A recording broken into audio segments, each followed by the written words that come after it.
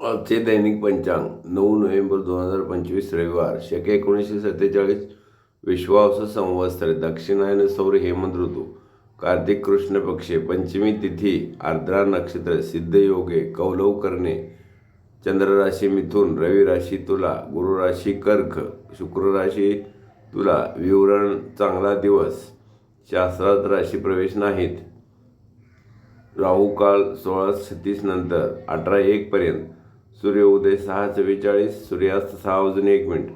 चंद्रोदय 21:48 चंद्रास्त 10:48